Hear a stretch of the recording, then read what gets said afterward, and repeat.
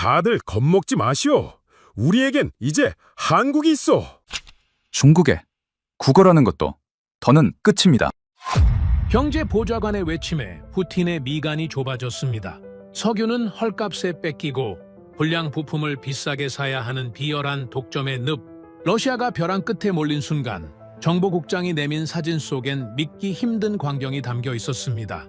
러시아의 빗장을 열고 당당히 주둔한 태극기 선단과 일본이 이성을 잃고 발광하게 만든 소름 돋는 설계도. 30년 전 그들이 멸시했던 그 작은 나라가 이제는 러시아의 생사여탈권을 쥔 유일한 구원자가 되어버린 겁니다. 우리가 버린 땅을 왕관으로 바꿔놓았다는 탄식이 터져나온 크렘린의 그날 밤. 대체 무슨 일이 벌어진 걸까요? 그 전에 잠깐 1초 만에 누를 수 있는 좋아요 버튼을 꾹 눌러주시면 영상 제작에 아주 큰 힘이 됩니다. 그럼 바로 시작하겠습니다. 이게 뭡니까?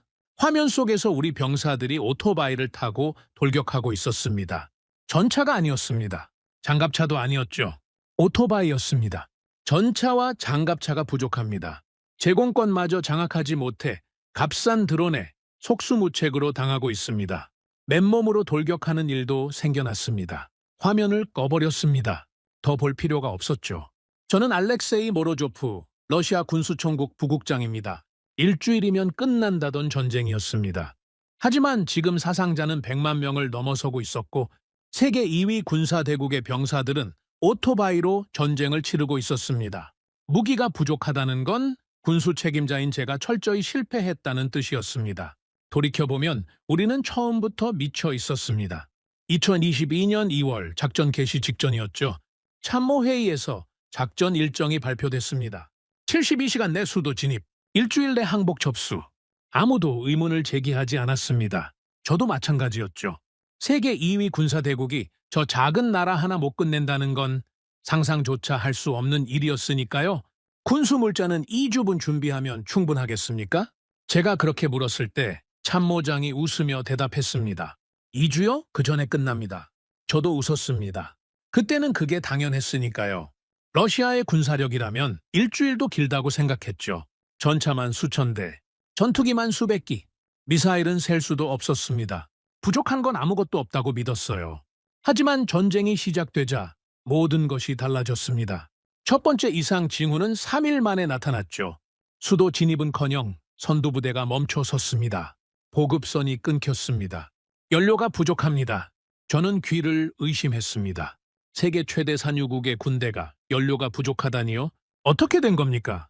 3일밖에 안 됐는데. 적의 소규모 부대가 보급로를 차단하고 있습니다.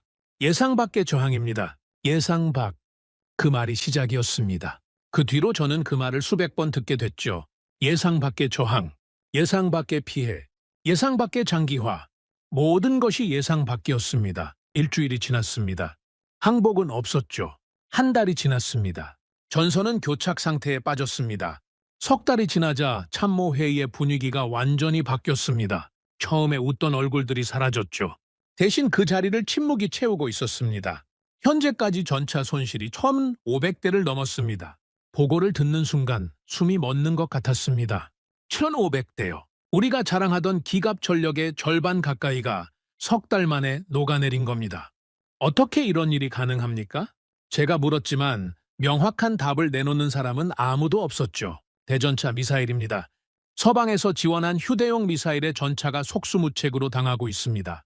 수천만 달러짜리 전차가 몇만 달러짜리 미사일 한 발에 불타고 있었습니다. 이건 전쟁이 아니었어요. 도살이었죠.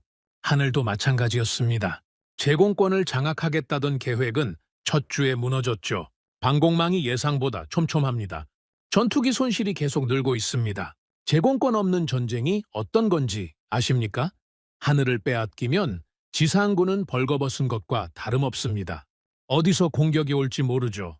드론 한 대가 우리 진지 위를 맴돌면 수십 명의 병사가 숨을 죽여야 했습니다.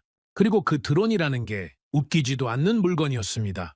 부국장님, 이건 민간용 드론을 개조한 겁니다. 원가가 수백 달러에 불과합니다. 수백 달러짜리 장난감 같은 물건에 우리의 최신 장비가 파괴되고 있었죠.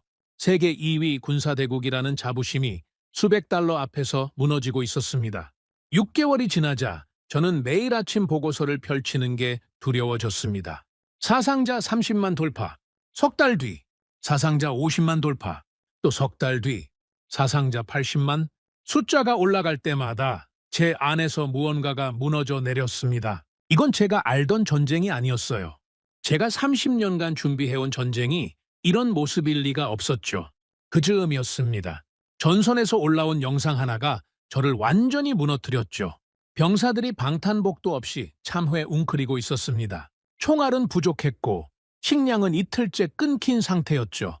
그중 한 병사가 카메라를 보며 말했습니다. 우리를 왜 여기 보낸 겁니까? 아무것도 없습니다. 아무것도요? 저는 그 영상을 끝까지 보지 못했습니다.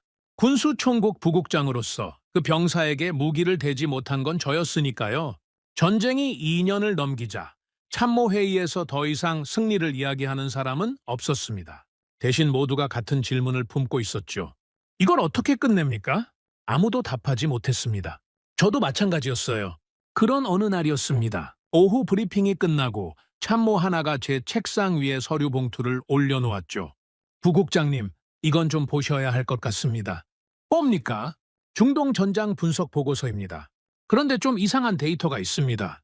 저는 피곤했습니다. 매일 쏟아지는 패전 보고서에 지쳐 있었죠. 또 다른 나쁜 소식이겠거니 생각했습니다. 하지만 봉투를 열고 첫 페이지를 넘기는 순간 저는 멈출 수밖에 없었습니다. 요격률 96%. 처음에는 오류라고 생각했습니다. 96%라는 건 이론적으로도 달성하기 어려운 수치였으니까요. 이 수치가 맞습니까? 3번 확인했습니다. 정확합니다. 저는 보고서를 다시 읽었습니다. 한 줄 한 줄 천천히요. 읽을수록 심장이 빨라졌죠. 이건 단순한 성능 보고서가 아니었습니다. 우리가 알던 무기 시장의 판도를 완전히 뒤집을 수 있는 데이터였어요. 이걸 만든 나라가 어딥니까? 참모가 잠시 머뭇거렸습니다. 그게 아직 확인 중입니다. 저는 보고서를 내려놓았습니다. 그리고 창밖을 바라봤죠. 모스크바의 하늘은 여전히 회색이었습니다. 우리의 전쟁처럼요? 그때는 몰랐습니다. 그 보고서 한 장이 제 인생에서 가장 충격적인 진실로 이어질 줄은요. 그리고 그 진실이 30년간 제가 믿어왔던 모든 것을 무너뜨릴 줄은요. 그 보고서를 받은 날 밤 저는 잠을 이루지 못했습니다. 요격률 96%. 그 숫자가 머릿속에서 떠나질 않았죠. 아침이 되자마자 분석관을 불렀습니다. 이 보고서 출처가 어딥니까? 중동 현지 전장 데이터입니다. 실전 기록이죠. 실전이라고요? 그렇습니다. 시험 사격이 아니라 실제 교전 상황에서 나온 수치입니다. 저는 의자의 등을 기댔습니다. 실전 데이터라면 이야기가 완전히 달라지죠. 시험장에서 96%를 찍는 건 어렵지만 불가능하진 않습니다. 하지만 실전에서요. 먼지 바람이 불고 전자전이 돌아가고 적이 교란 장비를 가동하는 실제 전장에서 96%를 기록했다는 건 그건 차원이 다른 이야기였습니다. 비교 데이터 뽑아봤습니까? 우리 시스템과. 분석관의 표정이 굳었습니다. 그 표정만으로 충분했죠. 하지만 저는 듣고 싶었습니다. 직접요. 말해보십시오. S-300 기준 실전 요격률이 공식적으로 70에서 80% 사이입니다. 하지만 이번 우크라이나 전장에서 확인된 실제 수치는 그보다 낮습니다. 얼마나 낮습니까? 정확한 수치를 말씀드리기가 얼마나 낮냐고 물었습니다. 40에서 50% 수준으로 추정됩니다. 40에서 50%. 우리가 세계 최고라고 자부하던 방공 시스템의 실전 성적이 고작 절반을 맞히는 수준이었다는 겁니다. 그런데 이 정체불명의 시스템은 92.6%를 찍고 있었죠. 저는 보고서를 다시 펼쳤습니다. 이번에는 더 꼼꼼하게요. 첫 번째 실전 기록. 중동의 한 분쟁 지역이었습니다. 적대 세력이 탄도미사일 여러 발을 동시에 발사했죠. 이건 가장 까다로운 상황입니다. 동시다발 공격은 방공 시스템의 악몽이에요. 레이더가 혼란에 빠지고 요격 우선순위가 꼬이고 시스템 과부하가 걸리기 십상이죠. 그런데 이 시스템은 전부 잡아냈습니다. 한 발도 빠뜨리지 않았어요. 이건 말이 안 됩니다. 솔직히 처음에는 데이터 조작을 의심했습니다. 무기 수출을 위한 과장 광고일 수도 있다고 생각했죠. 그런 경우는 흔하니까요. 우리도 해봤고 미국도 해봤고 어느 나라든 자국 무기 성능은 부풀리기 마련입니다. 이 데이터 독립적으로 검증된 겁니까? 그게 이미 3개국 이상의 군사 정보기관에서 교차 확인한 데이터입니다. 3개국 이상이 확인했다면 조작이 아니었습니다. 저는 그 순간부터 이 보고서를 진지하게 대하기 시작했죠. 페이지를 넘겼습니다. 방공 시스템만이 아니었어요. 2번째 항목, 대전차 미사일이었습니다. 휴대용으로 보병이 어깨에 메고 쏠 수 있는 크기였죠. 그런데 이 작은 미사일이 최신형 전차에 정면 장갑을 관통했다는 기록이 있었습니다. 정면 장갑을요? 그렇습니다. 측면이나 후면이 아니라 정면입니다. 이게 얼마나 충격적인 건지 군사 전문가가 아니면 이해하기 어려울 겁니다. 전차라는 무기는 정면 장갑에 모든 걸 겁니다. 가장 두꺼운 장갑, 가장 강한 복합 소재, 반응 장갑까지 겹겹이 쌓아놓죠. 정면을 뚫린다는 건 그 전차가 사실상 무방비 상태라는 뜻이에요. 우리 전차로 치면 어느 수준입니까? T-90의 정면 장갑 기준으로 관통 가능한 수준입니다. T-90이면 우리의 주력 전차였습니다. 지금 전선에서 싸우고 있는 바로 그 전차죠. 그 전차의 정면을 뚫을 수 있는 보병용 미사일이 존재한다는 건 우리에게 직접적인 위협이었습니다. 저는 담배를 꺼내 물었습니다. 손끝이 미세하게 떨리고 있었죠. 3번째 항목, 이건 더 놀라웠습니다. 자주포였어요. 사거리와 정밀도가 기존 시스템을 압도하고 있었죠. 분당 발사 속도는 우리 자주포의 2배. 자동 장전 시스템까지 갖추고 있어서 발사하고 즉시 이동할 수 있었습니다. 쏘고 빠지는 거죠. 방역할 틈을 주지 않는 겁니다. 4번째, 전차. 이건 보고서의 수치를 3번이나 다시 확인했습니다. 복합 장갑 기술, 자동 방어 체계, 화력 제어 시스템까지 종합 성능 평가에서 우리 전차를 완전히 앞서고 있었어요. 이거 한 나라에서 다 만든 겁니까? 그렇습니다. 동일 국가입니다. 한 나라가 이 모든 걸 만들었다고요? 방공 시스템, 대전차 미사일, 자주포, 전차까지. 이건 단순히 무기 하나를 잘 만드는 수준이 아니었습니다. 완전한 군사체계를 독자적으로 구축했다는 뜻이었죠. 저는 페이지를 계속 넘겼습니다. 국제 반응 섹션이 나왔죠. 나토 회원국 다수가 이 무기에 관심을 보이고 있었습니다. 도입 협상이 진행 중인 나라만 10개국이 넘었어요. 중동 국가들은 이미 계약을 체결한 곳도 있었죠. 게임 체인저라는 평가가 나오고 있습니다. 게임 체인저. 그 단어를 듣는 순간 등골이 서늘해졌습니다. 무기 시장에서 게임 체인저라는 말이 나온다는 건 기존 판도가 완전히 뒤집힌다는 뜻이거든요. 그리고 기존 판도의 중심에는 우리, 러시아가 있었습니다. 러시아는 세계 2위 무기 수출국이었죠. 미국 다음으로 많은 무기를 전 세계에 팔아왔습니다. S-400, 수호위 전투기, 전차. 이것들이 우리의 외화 수입원이었고 동시에 외교적 영향력의 도구였어요. 그런데 이 정체불명의 무기가 시장을 장악하기 시작하면 우리 무기를 사던 나라들이 돌아설 겁니다. 이건 군사적 위협만이 아니었어요. 경제적 위협이었고 외교적 위협이었죠.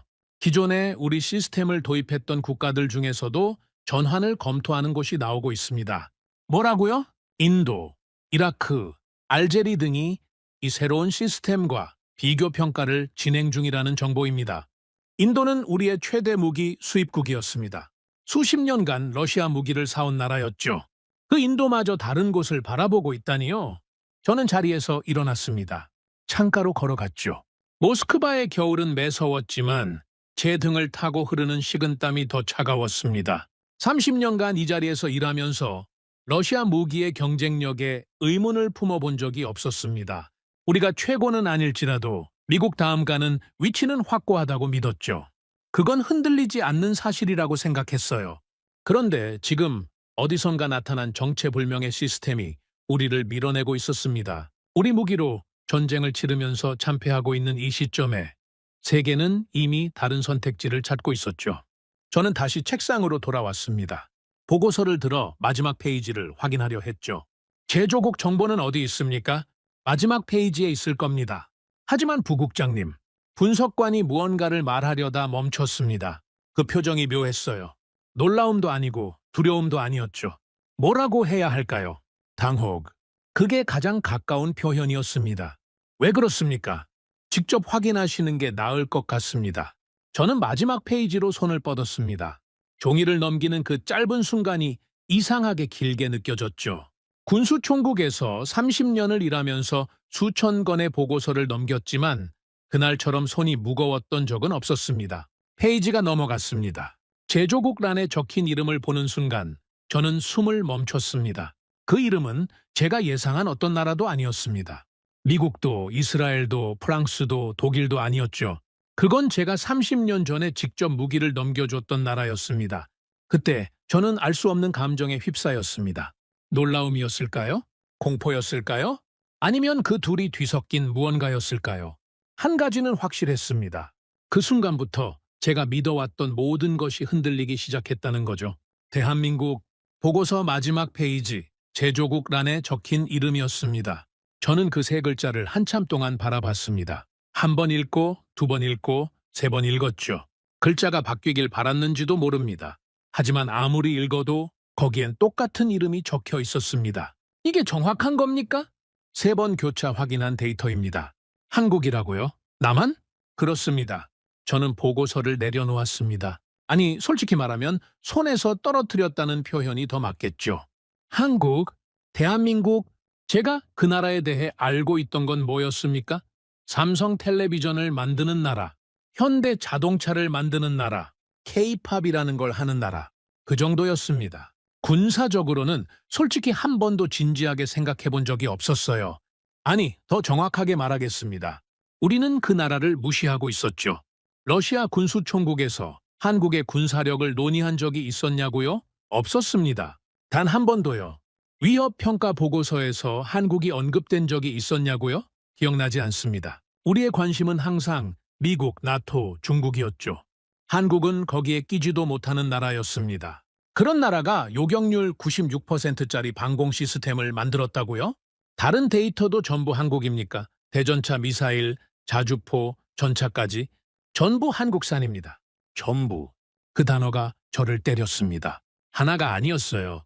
방공 시스템 하나 잘 만든 게 아니라 전체 무기체계를 완성한 겁니다. 방공, 대전차, 화력, 기갑, 현대전에 필요한 모든 분야를 독자적으로 구축했다는 뜻이었죠. 이건 단순한 기술력이 아닙니다. 국가 차원의 전략이에요. 수십 년에 걸친 투자와 계획 없이는 절대 불가능한 일이죠. 추가 자료 있습니까? 준비해 놓았습니다. 분석관이 두꺼운 파일을 꺼냈습니다. 저는 담배에 불을 붙이고 한 장씩 넘기기 시작했죠. 첫 번째 무기, 청궁. 이름부터가 생소했습니다. 중거리 지대공 미사일 체계였죠. 보고서에 따르면 이건 단순한 미사일이 아니었습니다. 탐지부터 추적, 교전, 요격까지 전 과정을 자동으로 처리하는 통합 방공 시스템이었어요. S-300과 직접 비교 가능한 체계입니다. S-300이라면 우리 방공 시스템의 핵심이었습니다. 수십 년간 개량을 거듭해온 러시아의 자존심이었죠. 그런데 한국이 그것과 비교되는 체계를 만들었다니요. 성능 비교 데이터 있습니까? 분석관이 표 하나를 꺼냈습니다. 저는 그 표를 보는 순간 담배를 든 손이 멈췄죠. 동시 교전 능력, 우리 S-300은 동시에 6개 표적을 추적하고 교전할 수 있습니다. 한국의 천궁은 그 이상이었어요. 반응 속도, 표적 탐지에서 미사일 발사까지 걸리는 시간, 한국 시스템이 우리보다 빨랐습니다. 이동 배치 시간, 자리 잡고 발사 준비를 마치는 데 걸리는 시간, 한국이 압도적으로 짧았죠. 이게 실전에서 검증된 수치란 말입니까? 그렇습니다. 중동에서 실제 교전을 통해 확인된 데이터입니다. 저는 표에서 눈을 떼지 못했습니다. 우리가 수십 년에 걸쳐 만들고 개량하고 또 개량한 시스템을 한국이 따라잡은 수준이 아니었어요. 일부 항목에서는 앞서고 있었죠.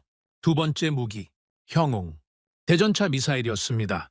이건 2장에서 봤던 그 미사일이었죠. 보병이 어깨에 메고 쏘는 그 작은 미사일 말입니다. 자료를 더 자세히 읽어봤습니다. 이 미사일은 발사 후 망각 방식이었어요. 쏘고 나면 사수가 더 이상 조준할 필요가 없다는 뜻이죠. 미사일이 알아서 표적을 찾아갑니다. 적외선 영상 유도 방식입니다. 발사 후 사수는 즉시 은폐할 수 있습니다. 이게 전장에서 얼마나 중요한 건지 아십니까? 기존 대전차 미사일은 사수가 명중 순간까지 조준을 유지해야 했습니다. 그 몇 초 동안 사수는 완전히 노출되죠. 적 저격수의 표적이 됩니다. 수많은 대전차 사수들이 그렇게 목숨을 잃었어요. 그런데 이 미사일은 쏘고 바로 숨을 수 있습니다. 사수의 생존율이 비교할 수 없을 만큼 높아지는 거죠. 관통력은요. 최신형 복합 장갑 기준으로 정면 관통이 가능한 수준입니다. 또 정면 관통. 저는 이를 악물었습니다. 우리 전차 병사들이 이 미사일과 마주친다면 정면을 향하고 있어도 안전하지 않다는 뜻이었으니까요. 세 번째 무기, K9 자주포. 이건 이미 국제시장에서 유명한 무기였습니다. 하지만 저는 그때까지도 자세히 들여다본 적이 없었죠. 관심이 없었으니까요. 자료를 읽으면서 그 무관심이 얼마나 어리석었는지 깨달았습니다. 사거리 40km 이상, 분당 발사 속도 6발에서 8발, 완전 자동 장전, 발사 후 60초 이내 진지 이탈 가능. 우리 엠스타와 비교하면 어떻습니까? 사거리와 발사 속도 모두 K9이 앞섭니다. 특히 자동화 수준에서 차이가 큽니다. 자동화, 이게 핵심이었습니다. 현대전에서 자주포의 생존은 자동화에 달려 있거든요. 빨리 쏘고 빨리 빠지는 겁니다. 한 자리에 오래 있으면 적의 대포병 레이더에 잡히고 방역을 받아 전멸하죠. K9은 그 자동화에서 우리를 완전히 앞서고 있었습니다. 그리고 이미 전 세계 여러 나라가 이걸 사들이고 있었어요. 터키, 폴란드, 인도, 호주, 이집트, 노르웨이. 명단이 끝이 없었습니다. 네 번째, K2 전차. 이건 자료를 읽는 내내 입이 다물어지지 않았습니다. 복합 장갑의 능동 방어 체계까지. 적 미사일이 날아오면 전차가 스스로 탐지하고 요격하는 시스템이었죠. 화력 제어 시스템은 이동 중에도 정밀 사격이 가능했고 자동 장전 장치 덕에 승무원은 3명이면 충분했습니다. 이 전차의 종합 성능 평가가 어떻게 됩니까? 현존하는 3세대 전차 중 최상위권으로 분류됩니다. 최상위권. 그 말은 미국의 에이브람스, 독일의 러파드와 어깨를 나란히 한다는 뜻이었습니다. 아니, 일부 항목에서는 그것들마저 능가한다는 평가도 있었죠. 저는 파일을 덮었습니다. 더 읽을 필요가 없었어요. 아니, 더 읽을 수가 없었습니다. 방공 시스템, 대전차 미사일, 자주포, 전차. 현대전의 4가지 핵심 축을 한국이 전부 독자적으로 완성했습니다. 그것도 세계 최고 수준으로요. 전 세계 방산 수출 순위 자료도 있습니까? 최근 집계 기준으로 한국이 세계 4위 방산 수출국에 올랐습니다. 4위, 프랑스 바로 다음이었습니다. 그리고 그 성장 속도를 보면 3위, 2위까지도 시간 문제라는 분석이었죠. 저는 의자에서 일어났습니다. 방안을 서성거렸죠. 머릿속이 복잡했습니다. 분노도 아니고 슬픔도 아니었어요. 이건 뭐라고 해야 할까요? 당혹감이었습니다. 세상이 바뀌고 있었는데 저만 모르고 있었다는 느낌이었죠. 부국장님, 괜찮으십니까? 한 가지만 더 물어보겠습니다. 저는 분석관을 똑바로 바라봤습니다. 한국의 방산 기술이 이 수준까지 올라온 게 언제부터입니까? 갑자기 하늘에서 떨어진 건 아닐 테니까요. 기반이 있었을 겁니다. 어디서 시작된 겁니까? 분석관이 잠시 침묵했습니다. 그리고 천천히 입을 열었죠. 한국의 방산 기술 기반은 크게 2갈래입니다. 하나는 미국과의 군사 동맹을 통한 기술 협력이고 다른 하나는 말이 멈췄습니다. 다른 하나는 뭡니까? 1990년대 초반 러시아로부터의 기술 도입입니다. 그 순간 제 심장이 한 박자 멈춘 것 같았습니다. 1990년대 러시아로부터의 기술 도입. 그 말이 의미하는 건 하나밖에 없었죠. 불검 사업. 그 이름이 머릿속에서 번개처럼 떠올랐습니다. 지난 30년간 단 한 번도 떠올리지 않았던 이름이었죠. 아니, 떠올리고 싶지 않았던 이름이었습니다. 1990년대 초반 소련이 무너진 직후였습니다. 러시아는 한국에 30억 달러를 빚지고 있었죠. 하지만 갚을 돈이 없었습니다. 나라가 통째로 무너지고 있었으니까요. 그래서 내린 결정이 뭐였냐면 돈 대신 무기로 갚겠다는 것이었습니다. T-80 전차, BMP-3 보병 전투차, S-300 구성품. 이것들을 한국에 넘겼죠. 그리고 그 실무를 총괄한 사람이 누구였습니까? 접니다. 저 알렉세이 모로조프였습니다. 등줄기를 타고 식은땀이 흘렀습니다. 30년 전의 기억이 하나씩 되살아나기 시작했죠. 그때 저는 젊은 장교였습니다. 군수총국에서 막 중책을 맡기 시작한 시절이었죠. 불곰 사업의 실무 책임자로 배정받았을 때 저는 아무런 감정이 없었습니다. 그저 지시를 따르면 되는 일이었으니까요. 빚을 갚는 거래. 그 이상도 이하도 아니라고 생각했죠. 무기를 인도하면서 저는 속으로 이렇게 생각했습니다. 이걸 받아서 뭘 하겠다는 거지? 솔직하게 말하겠습니다. 그때 저는 한국을 무시했어요. 완전히요. 러시아의 첨단 무기를 넘기면서도 저 나라가 이걸 이해할 수 있을 거라고는 생각하지 않았죠. 운용하는 것만도 벅찰 텐데 기술을 분석하거나 흡수한다는 건 상상도 하지 못했습니다. 그저 고철이 될 거라고 생각했어요. 기껏해야 퍼레이드에 끌고 나와 전시하는 정도. 그게 제 예상이었죠. 그런데 지금 30년이 지난 이 순간 제 앞에 놓인 이 보고서가 말하고 있었습니다. 그들은 그것을 이해했을 뿐 아니라 더 발전시켰다고요. 우리가 준 기술을 기반으로 우리보다 더 강한 무기를 만들었다고요. 저는 의자에 주저앉았습니다. 다리에 힘이 풀렸죠. 요격률 96%의 방공 시스템, 정면 장갑을 관통하는 미사일, 세계 최고 수준의 자주포와 전차. 이 모든 것의 출발점에 우리가 넘긴 기술이 있었다는 겁니까? 아니, 더 정확하게 말하면 제가 넘긴 기술이 있었다는 겁니까? 부국장님, 분석관이 걱정스러운 눈으로 저를 바라봤습니다. 하지만 저는 아무 말도 할 수 없었죠. 머릿속에서 하나의 문장이 맴돌고 있었습니다. 멈추지 않고 계속해서요. 우리가 버린 것을 그들은 주워서 보물로 만들었다.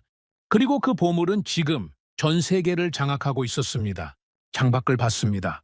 모스크바의 하늘은 여전히 잿빛이었죠. 하지만 그날 그 하늘이 유독 무겁게 느껴졌습니다. 우리는 전쟁에서 지고 있었고 무기 시장에서도 밀리고 있었습니다. 그리고 그 중심에 한국이 있었죠. 30년 전 제가 아무렇지 않게 넘긴 그 무기들이 씨앗이 되어 지금 이 거대한 나무로 자란 겁니다. 저는 그 사실 앞에서 아무것도 할 수 없었습니다. 그날 밤 저는 사무실에서 나오지 못했습니다.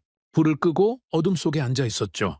모스크바의 야경이 창문 너머로 흘러 들어왔지만 아무것도 눈에 들어오지 않았습니다. 머릿속에는 하나의 질문만이 맴돌고 있었어요.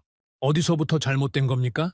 그 질문을 따라가다 보니 결국 하나의 시점에 도착했습니다. 1991년, 소련이 무너진 해였죠. 그 시절을 말하려면 먼저 이걸 이해하셔야 합니다. 소련이 무너졌다는 건 단순히 정치체제가 바뀐 게 아니었어요.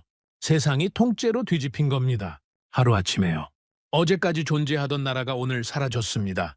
15개 공화국이 쪼개져 나갔죠. 군대는 어느 나라 소속인지도 모르는 상태가 됐고 공장은 멈췄고 은행은 문을 닫았습니다. 저는 그때 30살이었습니다. 군수총국에서 갓 실무를 맡기 시작한 젊은 장교였죠. 소련 시절에는 모든 것이 체계적이었습니다. 명령이 내려오면 실행하고 물자가 배분되면 전달하고 시스템대로 돌아갔어요. 그런데 어느 날 갑자기 그 시스템이 전부 증발해버린 겁니다. 모로조프, 이번 달 예산이 동결됐다. 동결이라니요? 다음 주에 부품 납품이 잡혀 있는데 없다. 예산 자체가 없어. 없다. 그 말을 처음 들었을 때는 이해가 되지 않았습니다. 세계 최강 군대의 예산이 없다니요. 하지만 곧 그게 현실이라는 걸 깨달았죠. 1992년 인플레이션이 22,500%를 찍었습니다. 이게 어떤 의미인지 아십니까? 오늘 100루블로 빵 10개를 살 수 있었다면 한 달 뒤에는 빵 반 개도 못 산다는 뜻입니다. 화폐가 종이 조각이 된 거죠. 군인들의 월급이 밀리기 시작했습니다. 한 달, 두 달, 석 달. 장교들도 예외가 아니었어요. 저도 마찬가지였죠. 월급이 나오지 않으니 가족을 먹여 살릴 방법이 없었습니다. 그때 어떤 일들이 벌어졌는지 아십니까? 장교들이 군복을 벗고 시장에서 물건을 팔았습니다. 대령이 가죽 재킷을 팔고 소령이 담배를 팔았죠. 군용 트럭으로 개인 화물을 운반하는 일도 생겨났습니다. 심지어 군수 물자를 빼돌려 암시장에 넘기는 일까지 벌어졌어요. 군대가 아니었습니다. 생존을 위한 난민촌이었죠. 군수 공장도 마찬가지였습니다. 소련 시절 러시아의 군수 산업은 세계 최대 규모였죠. 수백 개의 공장이 전국에 퍼져 있었고 수백만 명이 그곳에서 일했습니다. 전차, 전투기, 미사일, 잠수함, 못 만드는 게 없었어요. 그런데 소련이 무너지자 주문이 끊겼습니다. 정부가 무기를 살 돈이 없으니까요. 공장은 가동을 멈췄고 노동자들은 해고됐습니다. 첨단 장비들은 녹슬기 시작했죠. 제가 직접 본 장면이 있습니다. 우랄 지역의 전차 공장을 방문했을 때였죠. 가동률이 얼마나 됩니까? 공장장이 쓴웃음을 지었습니다. 15%입니다. 그나마 유지하는 것도 기적이죠. 15%!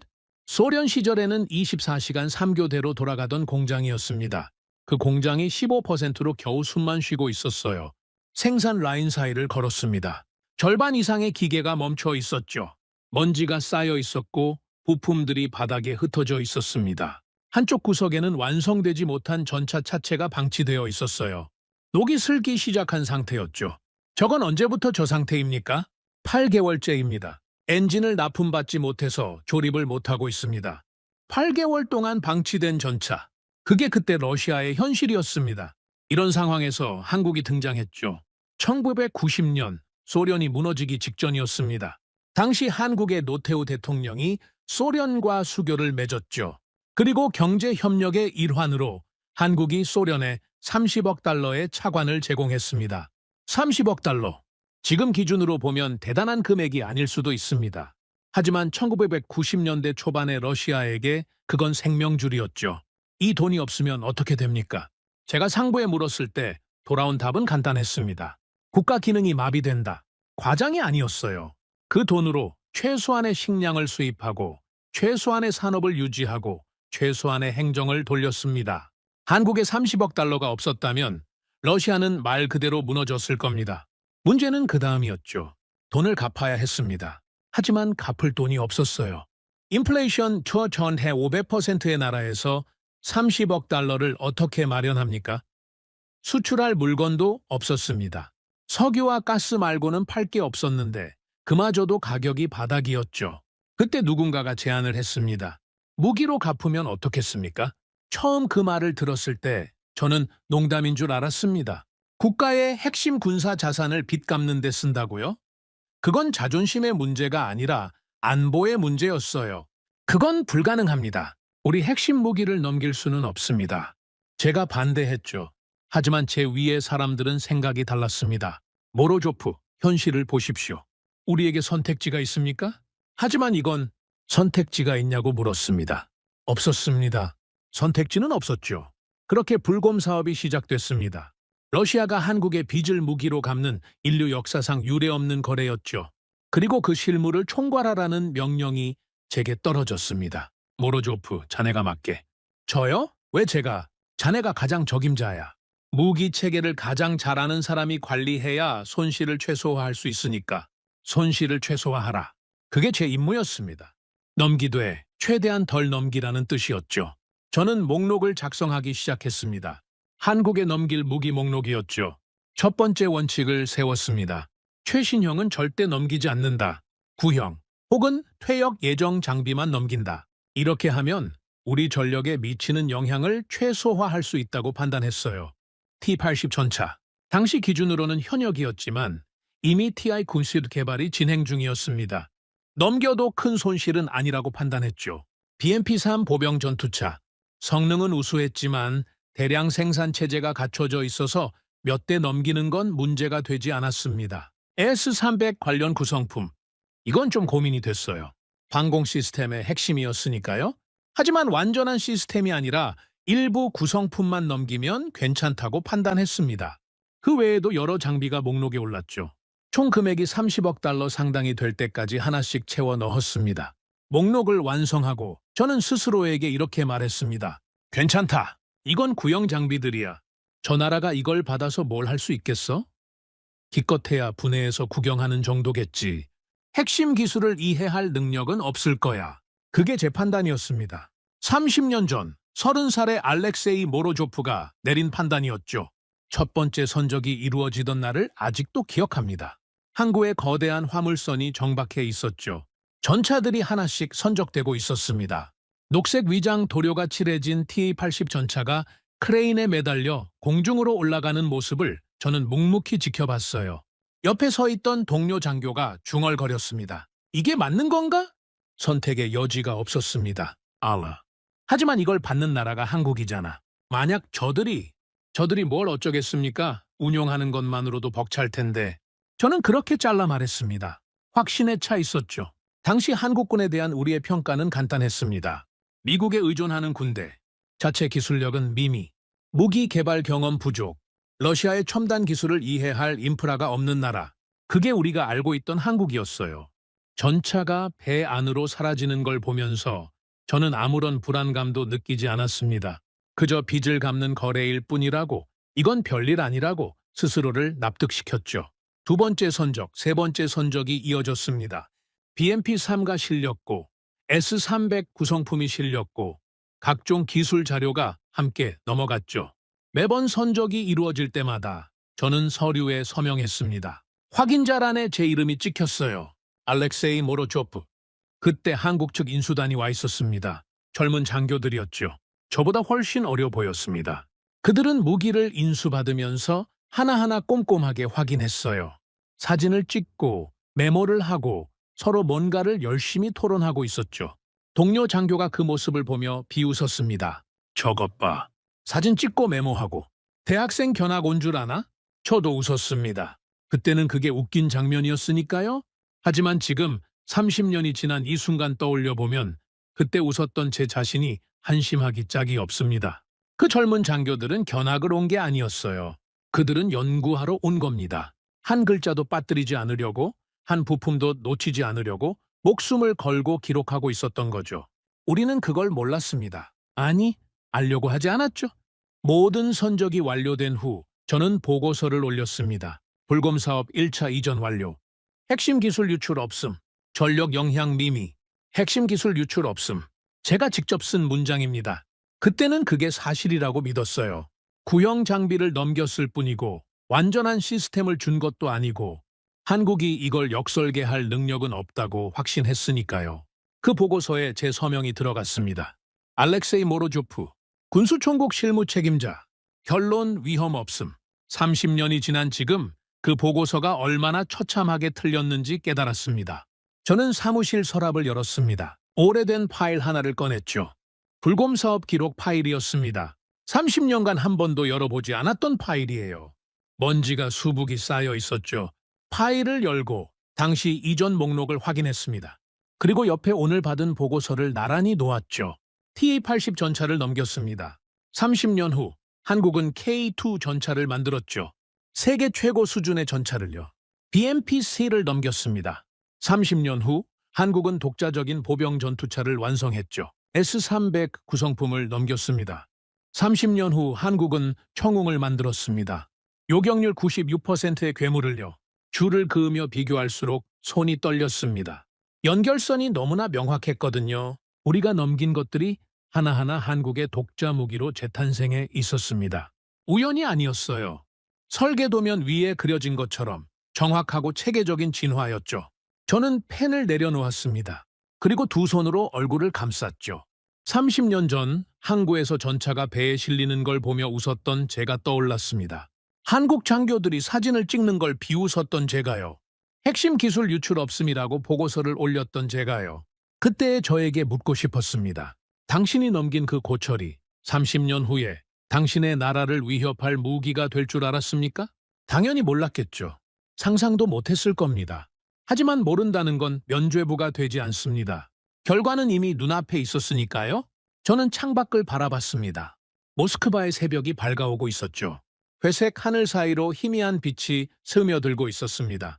30년 전 우리는 무너지고 있었습니다. 나라가, 경제가, 군대가, 자존심이 전부 다요. 그리고 그 무너지는 와중에 우리는 가장 소중한 것을 넘겨버렸죠. 기술을요. 우리는 그것이 그저 고철이라고 생각했습니다. 빚을 갚기 위한 수단이라고, 저 나라가 이해할 수 없는 것이라고, 아무 일도 일어나지 않을 거라고요. 하지만 그들은 달랐습니다. 그들은 그 고철 속에서 미래를 봤죠.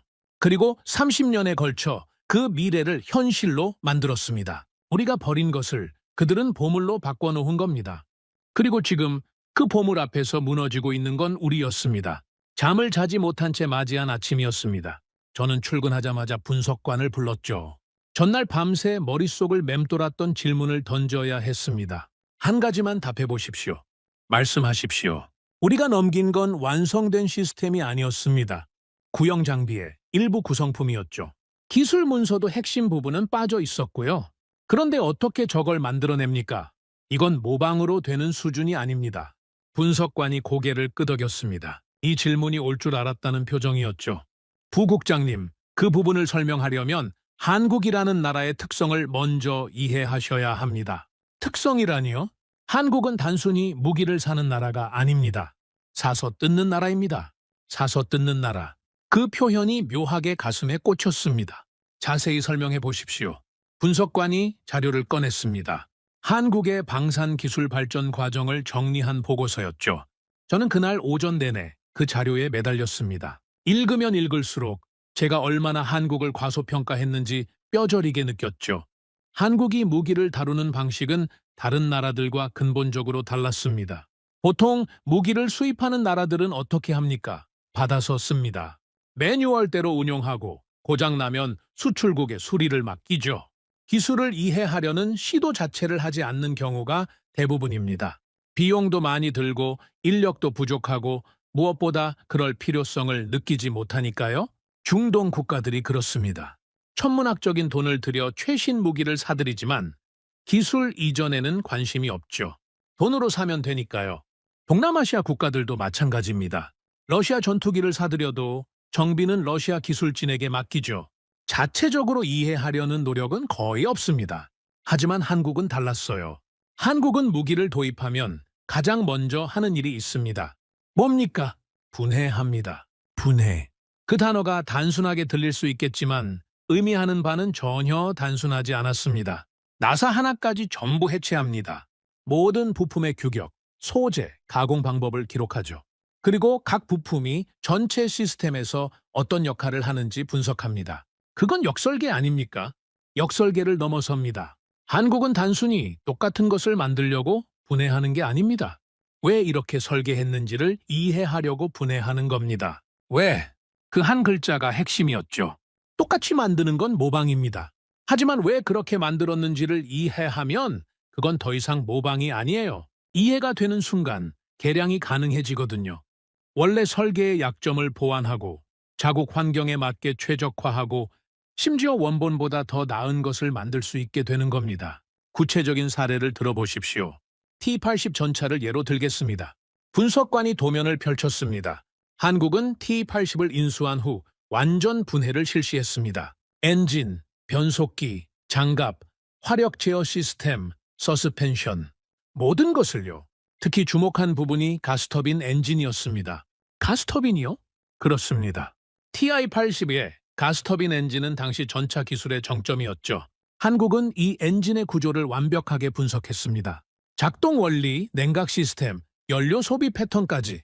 그래서 똑같은 엔진을 만들었습니까? 아닙니다. 여기가 중요한 부분입니다. 분석관이 고개를 저었습니다. 그 순간 저는 뭔가 불길한 예감이 들었죠. 한국은 가스터빈 엔진의 장단점을 분석한 후 자국 전체는 디젤 엔진을 선택했습니다. 디젤이라고요? 왜? 가스터빈은 출력이 뛰어나지만 연료 소비가 과다하고 정비가 까다롭습니다. 한국은 그 단점을 정확히 파악했죠. 그리고 독일의 디젤 엔진 기술과 결합해서 고출력이면서도 연비와 정비성이 뛰어난 파워팩을 독자 개발했습니다. 저는 할 말을 잃었습니다. 이게 무슨 뜻인지 아십니까? 한국은 우리 기술을 그대로 베끼지 않았습니다. 우리 기술의 한계를 이해한 겁니다. 그리고 그 한계를 넘어서는 새로운 해답을 만들어낸 거죠. 이건 학생이 선생을 넘어선 수준이 아니었어요. 처음부터 학생이 아니었던 겁니다. S300 구성품은 어떻게 활용했습니까? 이 질문을 하면서 제 목소리가 떨리고 있었습니다. S300은 제가 직접 넘긴 장비였으니까요. S300의 핵심은 위상 배열 레이더와 유도 알고리즘입니다. 한국은 이 두 가지를 집중적으로 분석했습니다. 그리고요, 레이더 구조를 이해한 후 자체 위상 배열 레이더를 개발했습니다. 그리고 유도 알고리즘은 미국과의 기술 협력에서 얻은 데이터와 결합했죠. 결합이라니요? 러시아 방식과 미국 방식을 둘 다 분석한 겁니다. 러시아 시스템의 강점인 다중표적, 추적 능력과 미국 시스템의 강점인 정밀 유도 기술을 결합해서 자체 시스템을 만들어냈습니다.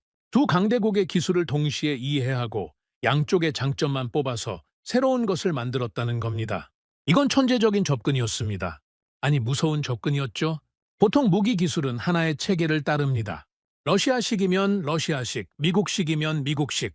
두 체계를 동시에 이해하고 융합하는 건 양쪽 모두를 능가하는 이해력이 필요한 일이거든요.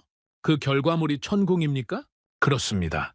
천궁 체계의 기술적 뿌리에는 러시아의 레이더 기술과 미국의 유도 기술이 함께 녹아 있습니다. 하지만 최종 산출물은 어느 쪽의 복제품도 아닙니다. 완전히 새로운 체계죠. 완전히 새로운 체계. 저는 그 말을 듣는 순간 30년 전 항구에서의 장면이 다시 떠올랐습니다. 한국 장교들이 꼼꼼하게 사진을 찍고 메모를 하고 서로 토론하던 모습이요. 우리가 비웃었던 그 모습이. 그들은 그때부터 준비하고 있었던 겁니다. 우리가 건네준 무기의 모든 것을 기록하고 분석하고 이해하기 위해서요. 우리는 쓸모없는 거래를 하고 있다고 생각했지만 그들은 미래를 설계하고 있었죠. 형욱 미사일도 마찬가지입니까? 같은 패턴입니다. 러시아의 대전차 미사일 기술을 분석한 후 적외선 영상 유도 방식으로 전환해서 독자 개발했습니다. 발사 후 망각 방식은 미국의 제블린과 유사하지만 유도 알고리즘은 완전히 독자적입니다. 자주포는요? K-9의 경우 기본 설계 개념은 서방 기술 기반이지만 자동 장전 시스템과 사격 통제 체계에 러시아 기술 분석 결과가 반영되어 있습니다. 모든 게 연결되어 있었습니다. 퍼즐 조각처럼요. 한국은 러시아에서 받은 조각, 미국에서 얻은 조각, 자체적으로 만든 조각을 하나하나 맞춰서 완전한 그림을 완성한 겁니다. 이걸 몇 년 만에 해낸 겁니까? 30년입니다. 30년. 우리가 전쟁에서 허우적대고 경제가 무너지고 군수 공장이 녹슬어가는 동안 한국은 30년을 한치의 흔들림도 없이 달려온 겁니다. 저는 자리에서 일어났습니다. 방안을 서성거렸죠. 머릿속이 복잡한 수준을 넘어 혼란스러웠습니다. 한 가지만 더 물어보겠습니다. 말씀하십시오. 우리는 이걸 몰랐습니까? 한국이 이 정도로 성장하고 있다는 걸 30년 동안 한 번도 파악하지 못했단 말입니까? 분석관이 잠시 침묵했습니다. 그 침묵이 답이었죠. 솔직히 말씀드리면 관심이 없었습니다. 관심이 없었다. 그 한마디가 모든 것을 설명했습니다. 우리는 한국을 무시했어요. 처음부터 끝까지. 무기를 넘길 때도, 넘긴 후에도, 그리고 30년이 지난 지금까지도 우리의 레이더에 한국은 잡히지 않았습니다. 미국만 보고, 나토만 보고, 중국만 보고 있었죠. 그 사이에 한국은 조용히, 그러나 확실하게 성장하고 있었습니다. 아무도 주목하지 않는 곳에서 세계 4위 방산 강국이 되어 있었죠. 부국장님, 분석관이 조심스럽게 입을 열었습니다. 한 가지 더 말씀드려야 할 게 있습니다. 뭡니까? 한국의 방산 기술 성장 속도가 점점 빨라지고 있습니다. 과거에는 10년에 한 세대씩 발전했다면 최근에는 5년, 아니 3년 단위로 새로운 체계가 나오고 있습니다. 그게 무슨 뜻입니까? 지금 우리가 보고 있는 천궁, 형웅, K-Now, K2 이것들은 현재의 한국입니다. 3년 후, 5년 후의 한국은 지금보다 훨씬 더 강해져 있을 거란 뜻입니다.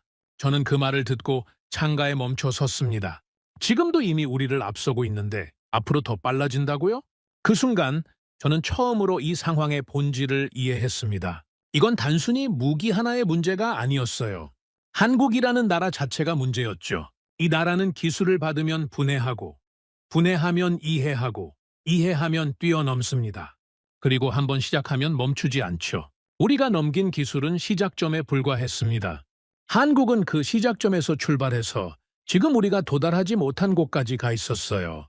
저는 두 눈을 감았습니다. 30년 전 항구에서 전차를 실어보내며 이렇게 생각했죠. 저 나라가 이걸 이해할 리 없다고. 지금 그 생각이 얼마나 어리석었는지 온몸으로 느끼고 있었습니다. 그들은 이해했습니다. 완벽하게요. 그리고 우리를 넘어섰습니다. 이미 오래전에요. 우리만 몰랐을 뿐이죠. 저는 책상으로 돌아와 앉았습니다. 그리고 오래된 불검 사업 파일을 다시 펼쳤죠. 30년 전 제가 서명한 보고서의 마지막 문장이 눈에 들어왔습니다. 핵심 기술 유출 없음, 위험 없음. 저는 그 문장 위에 천천히 손을 얹었습니다. 마치 묘비명을 만지듯이요. 이건 제 실패였습니다. 제 오만이 만들어낸 결과였죠. 하지만 동시에 이건 한국의 승리이기도 했습니다. 30년간 단 한 번도 포기하지 않은 집요하고 치밀한 나라의 승리였어요. 그리고 그 승리 앞에서 저는 아무것도 할 수 없었습니다. 전쟁은 전선에서만 벌어지는 게 아닙니다. 그걸 깨달은 건 어느 날 퇴근길에서였죠. 모스크바 시내를 차로 지나가고 있었습니다. 평소에는 그냥 지나치던 거리였어요. 그런데 그날따라 무언가가 달라 보였습니다. 처음에는 뭐가 다른지 몰랐습니다. 거리는 그대로였고 건물도 그대로였죠. 그런데 간판이 달랐습니다. 맥도날드가 있던 자리, 문이 닫혀 있었죠. 대신 러시아 이름을 단 햄버거 가게가 들어서 있었습니다. 이케아가 있던 자리 역시 비어 있었어요. 자라, H&M이 있던 곳 전부 사라졌습니다. 서방 기업들이 빠져나간 겁니다. 전쟁이 시작된 후 제재가 쏟아졌죠. 수백 개의 서방 기업이 러시아에서 철수했습니다. 하루아침에 매장 문을 닫고 떠났어요. 처음에는 대수롭지 않게 생각했습니다. 맥도날드 없으면 어떻습니까? 이케아 없으면 어떻고요? 러시아는 강대국입니다. 스스로 해결할 수 있다고 믿었죠. 하지만 현실은 달랐습니다. 다음 날 출근하자마자 경제 관련 브리핑이 기다리고 있었습니다. 부국장님, 이번 달 군수 예산이 또 삭감됐습니다. 얼마나? 15% 추가 삭감입니다. 올해 들어 세 번째입니다. 세 번째 삭감, 서류를 내려다봤습니다. 숫자들이 빼곡하게 적혀 있었지만 결론은 단순했어요. 돈이 없다는 거였죠. 중앙은행 기준금리가 얼마까지 올랐습니까? 17%입니다. 7%. 이 숫자가 어떤 의미인지 아십니까? 기업이 돈을 빌릴 수 없다는 뜻입니다. 이자만으로 파산하니까요. 공장을 돌릴 수 없고 투자를 할 수 없고 고용을 늘릴 수 없습니다. 경제가 서서히 질식하는 겁니다. 물가 상승률은요? 공식 발표 기준으로는 통제되고 있다고 하지만 실제로는요. 국민 체감 물가는 2배 이상 올랐다는 조사 결과가 있습니다. 2배. 어제까지 100루블이던 빵이 오늘은 200루블이라는 뜻이죠. 월급은 그대로인데 물가만 올라가면 사람들의 삶은 어떻게 됩니까? 먹을 건 줄이고 입을 건 참고 쓸 건 아끼는 겁니다. 전쟁 비용이 모든 걸 집어삼키고 있었습니다. 하루에 수억 달러가 전선으로 빨려 들어갔죠. 미사일 한 발에 수백만 달러, 전차 한 대에 수천만 달러. 그 돈은 전부 국민들의 주머니에서 나왔습니다. 교육 예산이 삭감됐고 의료 예산이 줄었고 인프라 투자가 멈췄죠. 하지만 전쟁은 멈추지 않았어요. 그 와중에 거리의 변화는 점점 뚜렷해지고 있었습니다. 처음 알아차린 건 길거리의 자동차였죠. 어느 순간부터 처음 보는 브랜드의 차들이 눈에 띄기 시작했습니다. 저건 뭡니까? 운전병에게 물었습니다. 중국차입니다. 요즘 많이 보이죠? 중국차. 이전에는 모스크바 거리에서 중국 자동차를 보는 건 드문 일이었습니다. 러시아 사람들은 독일 차를 좋아했고 일본 차를 선호했고 한국 차도 인기가 높았죠. 중국 차는 품질이 떨어진다는 인식이 강해서 아무도 거들떠보지 않았습니다. 그런데 지금 거리 위에 절반 가까운 차가 중국산이었어요. 나중에 자료를 확인해 봤습니다. 올해 상반기 기준 러시아 자동차 시장에서 중국 브랜드 점유율이 55%를 넘었습니다. 55%. 1년 전만 해도 10%도 안 되던 중국차가 단숨에 시장의 절반 이상을 장악한 거죠. 다른 선택지가 사라졌으니까요. 독일 차는 못 들어옵니다. 제재 때문에요. 일본 차도 한국 차도 마찬가지였죠. 텅 빈 시장을 중국이 채운 겁니다. 자동차만이 아니었습니다.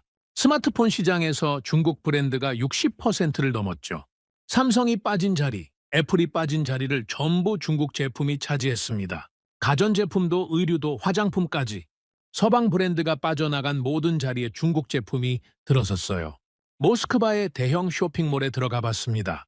예전에는 유럽 브랜드, 한국 브랜드가 줄지어 있던 곳이었죠. 지금은 간판의 절반 이상이 중국어였습니다. 이게 러시아 맞습니까? 제가 농담처럼 던진 말이었지만 웃는 사람은 아무도 없었죠. 그런데 흥미로운 일이 벌어지고 있었습니다. 어느 날 참모 한 명이 설문조사 자료를 가져왔습니다. 부국장님, 중국 제품에 대한 러시아 국민의 만족도 조사 결과입니다. 자료를 펼쳐봤습니다. 만족한다고 답한 비율이 30%도 되지 않았습니다. 나머지 70%는 다른 선택지가 없어서 어쩔 수 없이 사용한다는 답이었죠. 불만 사항이 뭡니까? 품질입니다. 내구성이 떨어지고 고장이 잦고 사후 서비스가 부실하다는 의견이 대부분입니다. 자동차 쪽은요? 같은 패턴입니다. 처음에는 가격이 저렴해서 구매하지만 1년이 지나면 여기저기 고장이 나기 시작합니다. 특히 추운 겨울에 시동이 걸리지 않는다는 민원이 폭주했습니다. 러시아의 겨울은 영하 30도 아래로 내려갑니다. 독일 차와 일본 차, 한국 차는 그 추위를 견뎌냈습니다. 수십 년간 러시아 겨울을 버텨온 검증된 차들이었으니까요. 하지만 중국 차는 아직 그 수준에 미치지 못하고 있었어요. 재밌는 항목이 하나 더 있습니다. 참모가 페이지를 넘겼습니다. 가장 그리운 해외 브랜드가 뭐냐는 질문이었는데요. 결과가 어떻게 나왔습니까? 1위가 삼성이었습니다. 2위 현대, 3위 LG. 저는 멈칫했습니다. 전부 한국 브랜드 아닙니까? 그렇습니다. 독일이나 일본 브랜드보다 한국 브랜드에 대한 선호도가 압도적으로 높았습니다. 러시아 국민들의 마음속에서 한국은 이미 특별한 위치를 차지하고 있었어요. 하지만 그 한국 제품은 더 이상 러시아에 들어오지 않았죠. 마음속 1위는 한국인데 현실에서 채워지는 건 중국이었던 겁니다. 중국의 침투는 단순한 시장 점유 수준이 아니었습니다. 구조적 종속이었죠. 중국과의 교역 비중이 어떻게 변하고 있습니까? 전쟁 전에는 약 18%였습니다. 지금은 35%를 넘었습니다. 반대로 우리가 중국에 파는 건 뭡니까? 석유와 천연가스가 85% 이상입니다. 원자재를 헐값에 넘기고 중국의 완제품을 비싸게 사들이고 있었죠. 이건 선진국의 무역 구조가 아닙니다. 식민지의 무역 구조예요. 결제 통화는요? 위안화 결제 비중이 급격히 늘고 있습니다. 위안화. 중국 돈으로 거래하고 중국 제품을 사고 중국 시장에 의존하는 나라. 그게 지금의 러시아였습니다. 중국이 등을 돌리면 우리 경제는 즉시 마비되죠. 그걸 중국도 알고 있었습니다. 에너지 가격 협상에서 중국은 점점 더 낮은 가격을 요구했습니다. 우리는 거절할 수 없었죠. 다른 고객이 없으니까요. 서방에 팔 수 없고 다른 아시아 국가들과의 파이프라인도 부족했습니다. 지난 분기 대중 원유 수출 가격이 국제 시세보다 배럴당 15에서 20달러 할인된 가격입니다. 하루에 수백만 배럴을 수출하는 러시아에게 그 할인 폭은 천문학적인 손실이었습니다. 하지만 거부할 수 없었죠. 중국은 우리를 살리는 존재가 아니었습니다. 붙잡고 있는 존재였죠. 살리는 척하면서 조금씩 더 조이고 있었습니다. 그 와중에 방산 시장까지 무너지고 있었습니다. 폴란드가 한국으로부터 대규모 무기 도입을 결정했습니다. KD 전차 1000대, K9 자주포 670대, FA50 경전투기 48대. 총 계약 규모가 수십조 원에 달합니다. 저는 숫자를 다시 확인했습니다. 전차 1000대, 자주포 6010대. 한 나라의 지상군 전력을 통째로 교체하는 규모였죠. 폴란드가 왜 한국에서 사는 겁니까? 두 가지입니다. 첫째, 납기. 독일은 5년 이상 걸리지만 한국은 2년 안에 인도할 수 있습니다. 둘째, 가격. 서방 동급 무기 대비 30에서 40% 저렴하고 성능은 동등하거나 그 이상입니다. 싸고 빠르고 성능도 좋다. 시장에서 이길 수밖에 없는 조합이었죠. 한국은 단순히 완제품만 파는 게 아닙니다. 폴란드 현지에서 면허 생산을 허용하는 조건까지 제시했습니다. 면허 생산까지요? 폴란드 입장에서는 무기도 얻고 기술도 얻고 일자리도 얻는 겁니다. 이건 단순한 무기 거래가 아니었습니다. 한국은 군사 동맹에 가까운 관계를 만들어가고 있었어요. 무기를 팔면서 동시에 그 나라의 산업 기반까지 엮어버리는 거죠. 우리가 소련 시절에 하던 방식 그대로였습니다. 우리 기존 고객국들의 동향은 어떻습니까? 인도가 K-콰오 자주포 백문 도입을 확정했습니다. 이집트, 사우디아라비아, 아랍에미리트도 한국과 협력 논의를 시작했습니다. 그 나라들은 전부 우리 무기를 쓰고 있던 나라들 아닙니까? 그렇습니다. 일부는 러시아 무기에서 한국 무기로 전환을 선언한 곳도 있습니다. 30년간 공들여 만든 고객 네트워크가 하나씩 무너지고 있었습니다. 우리 무기가 전장에서 실패하는 모습을 전 세계가 지켜봤으니까요. 저는 의자 등받이에 몸을 기댔습니다. 냉정하게 정리해봤습니다. 군사, 전쟁에서 지고 있었습니다. 병사들은 오토바이로 싸우고 있었죠. 경제, 무너지고 있었습니다. 중국에 종속되어 가고 있었죠. 방산시장, 빼앗기고 있었습니다. 30년 고객들이 한국으로 돌아서고 있었죠. 외교, 고립되어 있었습니다. 서방과는 단절됐고 중국에는 의존하고 있었죠. 이 네 가지를 합치면 결론은 하나였습니다. 우리는 더 이상 강대국이 아니었습니다. 소련이 무너졌을 때 우리는 다시 일어설 수 있다고 믿었습니다. 군사력이 있으니까요. 핵무기가 있으니까요. 에너지 자원이 있으니까요. 하지만 그 모든 것이 지금 의미를 잃어가고 있었습니다. 그 사이에 한국은 조용히 그리고 확실하게 우리가 서 있던 자리를 차지하고 있었습니다. 우리가 무너질 때 그들은 쌓고 있었습니다. 우리가 싸울 때 그들은 만들고 있었습니다. 우리가 의존할 때 그들은 자립하고 있었습니다. 저는 창밖을 바라봤습니다. 모스크바의 밤거리에 중국 간판의 불빛이 반짝이고 있었습니다. 이건 제가 알던 러시아가 아니었습니다. 며칠 후 예상치 못한 전화가 걸려왔습니다. 모로조프 부국장, 내일 오전 크렘린으로 출석하십시오. 크렘린이라고요? 무슨 건입니까? 비공개 안보회의입니다. 그 이상은 말씀드릴 수 없습니다. 전화가 끊어졌습니다. 저는 수화기를 내려놓고 한참을 가만히 앉아 있었죠. 크렘린 비공개 안보회의. 군수총국 부국장이 호출되는 자리는 아닙니다.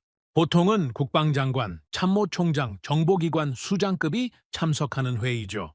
저 같은 실무 책임자가 불려간다는 건 뭔가 특별한 이유가 있다는 뜻이었습니다. 그날 밤도 잠을 이루지 못했습니다. 무슨 회의일까? 어떤 지시가 내려올까? 머릿속이 복잡했죠. 다음 날 아침 크렘린에 도착했습니다. 회의실은 지하에 있었습니다. 두꺼운 방음문을 지나자 긴 테이블이 놓인 방이 나왔죠. 이미 8명이 앉아 있었습니다. 국방장관, 참모총장, 대외정보국장, 경제보좌관, 하나같이 러시아 권력의 핵심에 있는 인물들이었어요. 그리고 테이블 상석에 그분이 앉아 있었습니다. 저는 지정된 자리에 앉았습니다. 회의실의 공기가 무거웠죠. 아무도 말이 없었습니다. 서류를 넘기는 소리만 바스락거렸어요. 시작하겠습니다. 그분이 입을 열었습니다. 짧고 낮은 목소리였죠. 현재 상황에 대해 솔직한 보고를 듣고 싶습니다. 미사 여구는 필요 없습니다. 국방장관이 먼저 입을 열었습니다. 전선은 교착 상태입니다. 일부 구간에서 전진이 있었으나 전체적인 전황은 변하지 않았습니다. 사상자는 계속 증가하고 있습니다. 군수 상황은? 그 질문이 저를 향했습니다. 저는 자리에서 일어났죠. 전차 가용률이 60% 아래로 떨어졌습니다. 포탄 소모 속도가 생산 속도를 앞서고 있고 정밀 유도 미사일 재고가 바닥을 보이고 있습니다. 언제까지 버틸 수 있습니까? 현재 소모 속도가 유지된다면 6개월 내에 심각한 부족 사태가 발생합니다. 회의실이 조용해졌습니다. 6개월, 그 시한이 주는 무게를 모든 사람이 느끼고 있었죠. 경제는 어떻습니까? 경제보좌관이 답했습니다. 금리 17%, 물가 상승 지속, 서방 제재로 인한 기술 부품 수급 차질이 심화되고 있습니다. 특히 반도체와 정밀 부품의 수입이 사실상 차단된 상태입니다. 반도체가 없으면 어떻게 됩니까? 미사일의 유도 장치, 전차의 사격 통제 시스템, 통신 장비, 전부 반도체가 필요합니다. 반도체가 없으면 무기를 만들 수 없습니다. 그분의 눈이 좁아졌습니다. 중국에서 조달하고 있지 않습니까? 조달하고 있습니다. 하지만 중국이 제공하는 건 저급 반도체입니다. 군사용 고급 반도체는 중국도 자체 수급이 불안정한 상태입니다. 게다가 경제보좌관이 말을 멈췄습니다. 다음 말을 꺼내기가 망설여지는 표정이었죠. 게다가 뭡니까? 중국이 가격을 올리고 있습니다. 매분기마다 10에서 15%씩. 우리가 다른 선택지가 없다는 걸 알고 있으니까요. 회의실에 무거운 침묵이 내려앉았습니다. 그분이 천천히 고개를 돌려 대외정보국장을 바라봤습니다. 중국과의 관계를 어떻게 평가합니까? 동맹이 아닙니다. 대외정보국장이 단호하게 말했습니다. 중국은 우리의 동맹이 아닙니다. 그들은 우리를 이용하고 있습니다. 전쟁으로 서방과 단절된 러시아가 중국에 의존할 수밖에 없는 구조를 만들어 놓고 거기서 최대한의 이익을 뽑아내고 있는 겁니다. 구체적으로 설명하십시오. 에너지는 헐값에 가져가면서 완제품은 비싸게 팔고 있습니다. 위안화 결제를 강요하면서 우리의 금융 자율성을 잠식하고 있죠. 군사기술 협력도 겉으로는 하는 척하지만 핵심 기술은 절대 공유하지 않습니다. 그렇다면 중국은 답이 아니라는 겁니까? 장기적으로 중국에 의존하면 우리는 사실상 중국의 속국이 됩니다. 경제적으로도 외교적으로도 군사적으로도 속국. 그 단어가 회의실에 울렸습니다. 러시아가 속국이라니. 핵무기를 가진 나라가 유엔 안보리 상임이사국이 누군가의 속국이 된다니. 하지만 아무도 반박하지 않았습니다. 현실이 그랬으니까요. 그분이 자리에서 일어났습니다. 창가로 걸어갔죠. 등을 보이고 서서 한참을 바깥을 내다봤습니다. 회의실의 모든 시선이 그 등에 쏠려 있었습니다. 아무도 숨소리조차 내지 않았죠. 대안이 필요합니다. 등을 돌리지 않은 채 그분이 말했습니다. 중국이 아닌 다른 파트너가 필요합니다. 경제적으로도 기술적으로도 군사적으로도 우리를 속국으로 만들지 않을 파트너. 어떤 나라를 말씀하시는 겁니까? 국방장관이 조심스럽게 물었습니다. 그분이 돌아섰습니다. 테이블 위에 한 점을 응시하더니 천천히 입을 열었죠. 한국입니다. 회의실이 얼어붙었습니다. 저는 제 귀를 의심했습니다. 한국이라고요? 지금 전쟁 중인 우리가 서방 제재에 동참한 한국에 손을 내밀라고요? 한국만이 유일한 선택입니다. 그분이 다시 말했습니다. 이번에는 더 단호하게요. 한국의 기술력은 이미 세계 최고 수준에 도달해 있습니다. 반도체, 자동차, 조선, 방산, 우리가 필요로 하는 모든 분야에서 한국은 독보적인 위치에 있습니다. 하지만 한국은 서방편에 서 있지 않습니까? 참모총장이 반문했습니다. 서방편이 아닙니다. 한국은 한국편입니다. 그분의 답이 명쾌했죠. 한국은 미국의 동맹이지만 동시에 실리를 추구하는 나라입니다. 그들은 이념으로 움직이지 않습니다. 이익으로 움직이죠. 우리가 제대로 된 제안을 한다면 문이 열릴 수 있습니다. 어떤 제안을 말씀하시는 겁니까? 경제협력입니다.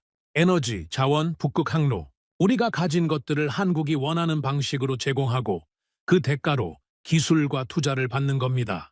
저는 그 말을 들으면서 30년 전이 떠올랐습니다. 그때도 우리는 한국에 손을 내밀었죠.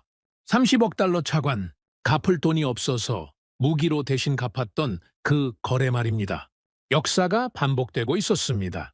30년 전에는 경제 붕괴 때문에 한국을 찾았고 지금은 전쟁과 고립 때문에 다시 한국을 찾고 있었죠. 모로조표. 그분이 제 이름을 불렀습니다. 심장이 멈추는 것 같았죠. 네, 자네가 이 일을 맡게. 저요? 자네는 과거에 한국과의 군사기술 이전을 담당했지 않았나? 불곰 사업 말이야. 그 이름이 나오는 순간 등줄기가 서늘해졌습니다. 그렇습니다. 하지만 그건 30년 전 일입니다. 그래서 적임자라는 거야. 한국과의 관계를 가장 잘 아는 사람이 자네 아닌가? 가장 잘 아는 사람. 그 말이 비수처럼 꽂혔습니다. 저는 한국을 알았던 게 아닙니다.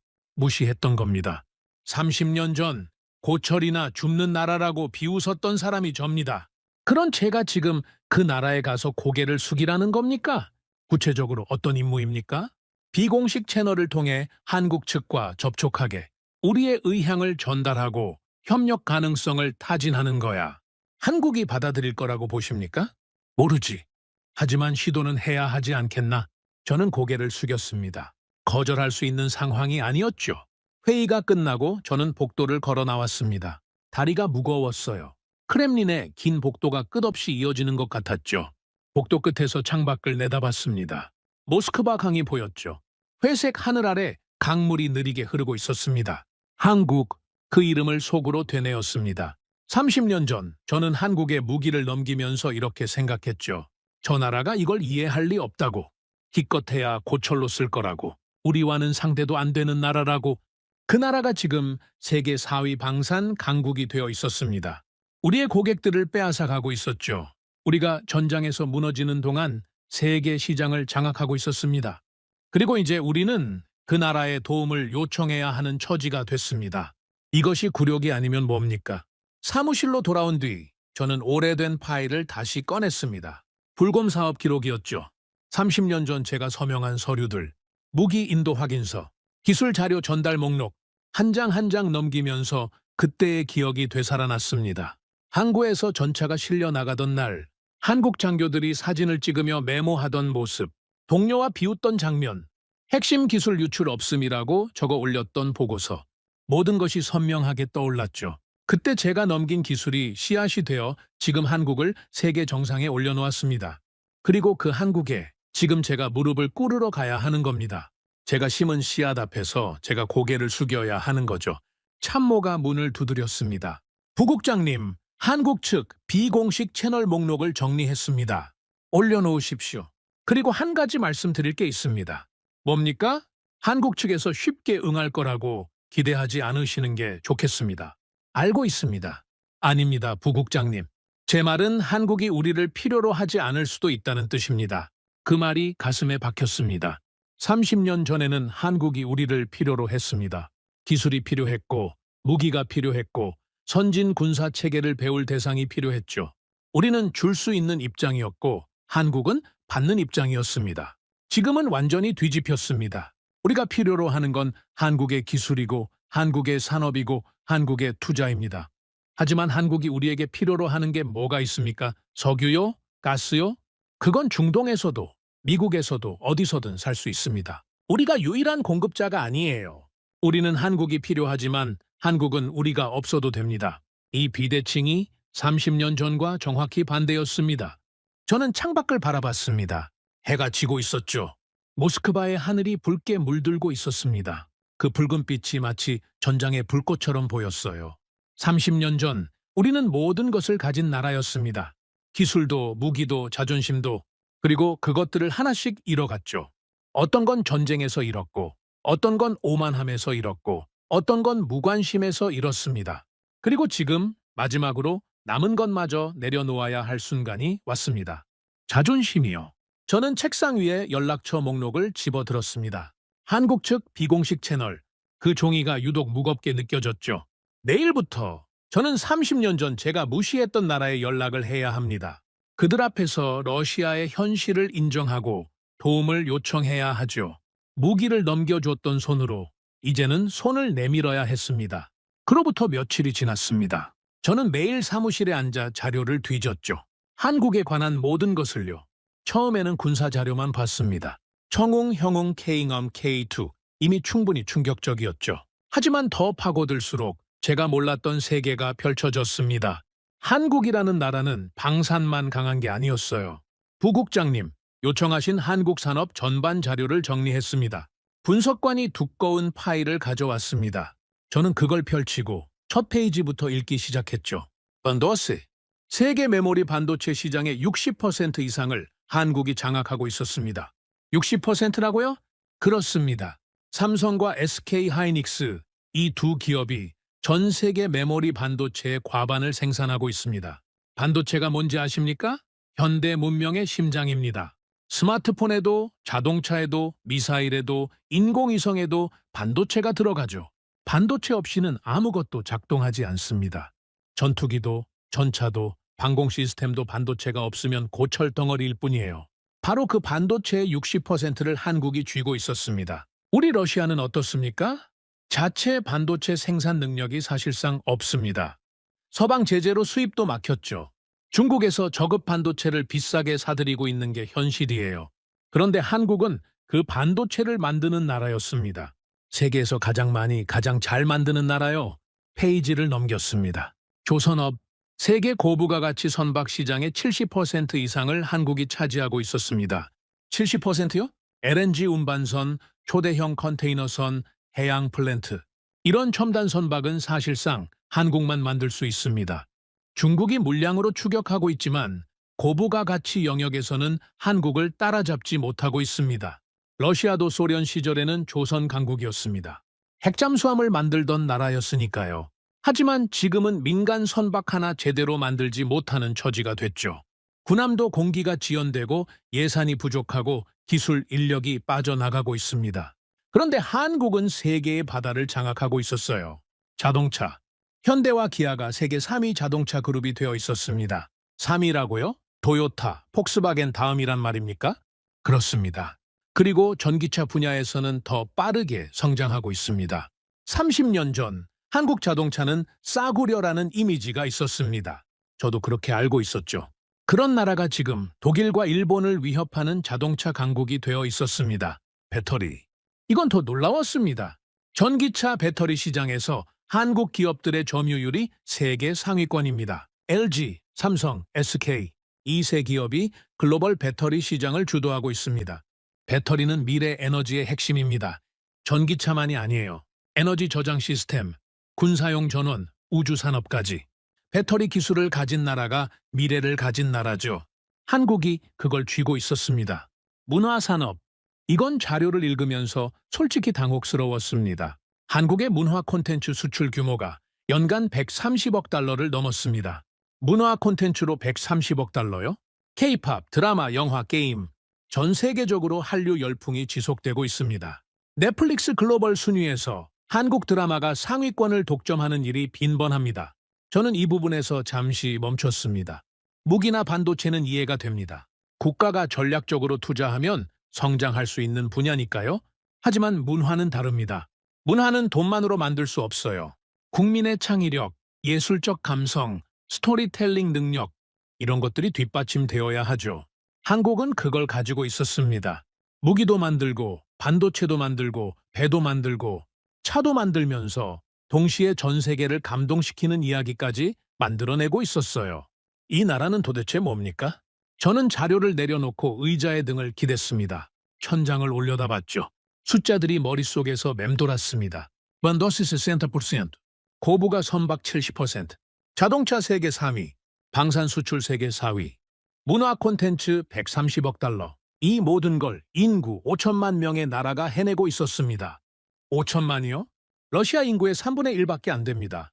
땅 크기는 비교할 수도 없죠. 러시아의 국토 면적은 한국의 170배가 넘습니다. 천연 자원도 비교가 안 되고요. 러시아에는 석유가 있고 가스가 있고 광물이 있습니다. 한국에는 아무것도 없어요. 자원이라고는 없는 나라입니다. 그런 나라가 이걸 해냈다고요? 저는 다시 자료를 집어들었습니다. 이번에는 한국의 역사를 봤죠. 1950년 한국전쟁. 나라가 완전히 파괴됐습니다. 국토의 대부분이 폐허가 됐죠. 산업시설은 전무했고 국민소득은 세계 최빈국 수준이었습니다. 1960년대 한국의 1인당 국민소득이 얼마였는지 아십니까? 분석관에게 물었습니다.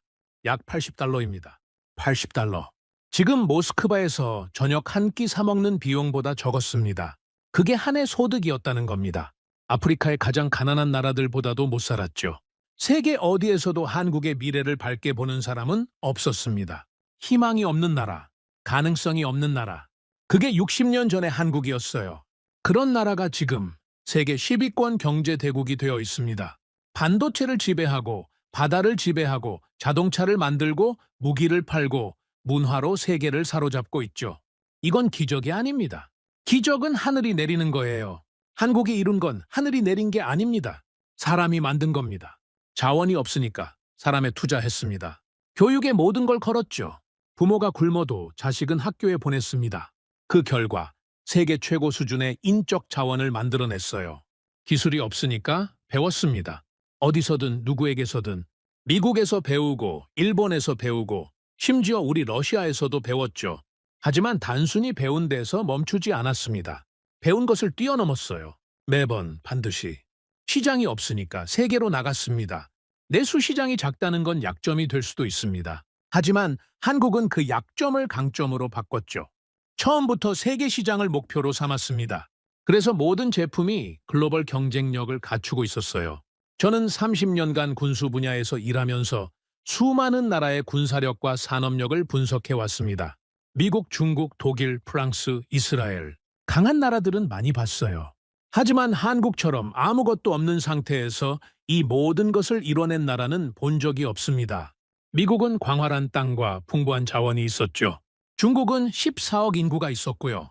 독일은 유럽의 심장부에서 수백 년간 기술을 축적해 왔습니다. 이스라엘은 미국의 전폭적인 지원을 받았죠. 한국에는 그 어떤 것도 없었습니다. 땅도 자원도 인구도 후원자도 있었던 건 단 하나, 포기하지 않는 사람들이었죠.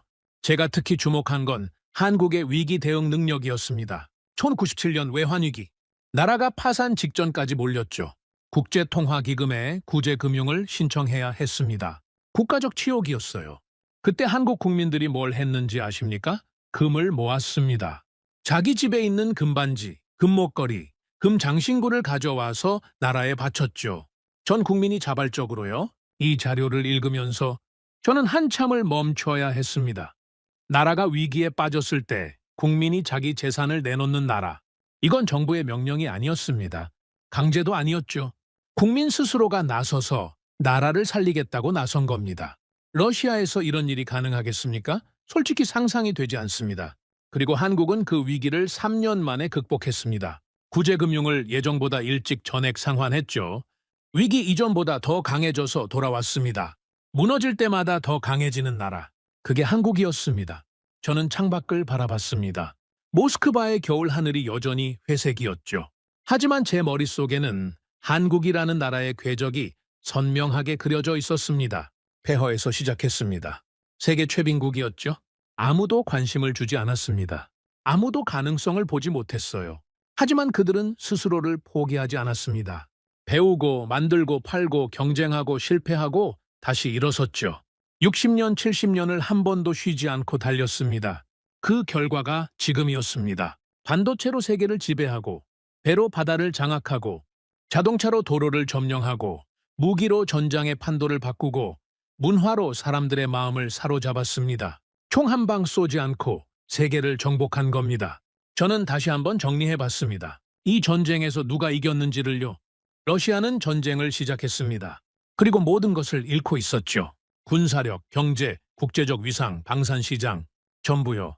우크라이나는 전쟁에 끌려 들어갔습니다. 처참한 피해를 입고 있었죠. 국토가 파괴되고 국민이 죽어가고 있었습니다. 미국은 무기를 지원하며 영향력을 유지했지만 천문학적인 비용을 지불하고 있었죠. 중국은 러시아의 약점을 이용해 이익을 챙기고 있었지만 국제적 신뢰를 잃고 있었습니다. 그런데 한국은요? 한국은 이 전쟁에 직접 개입하지 않았습니다. 단 한 발의 총도 쏘지 않았죠. 병사 한 명 보내지 않았습니다. 하지만 결과를 보십시오. 러시아 무기가 전장에서 무너지는 동안 한국 무기의 가치는 하늘을 찔렀습니다. 세계 각국이 줄을 서서 한국 무기를 사겠다고 나섰죠. 폴란드, 인도, 중동, 동남아시아, 호주, 노르웨이. 우리의 고객들이 전부 한국으로 돌아섰습니다. 경제 제재로 러시아 시장이 비는 동안 한국 기업들은 다른 시장에서 더 크게 성장했죠. 삼성은 여전히 세계 1위 스마트폰을 만들고 있었고, 현대는 전기차 시장을 장악하고 있었고, 한국조선소는 수주 잔량이 넘쳐났습니다.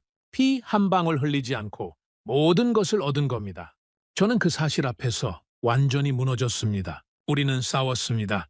피를 흘렸고 사람을 잃었고 돈을 태웠죠. 그리고 더 약해졌습니다. 한국은 싸우지 않았습니다. 대신 만들었고 팔았고 투자했죠.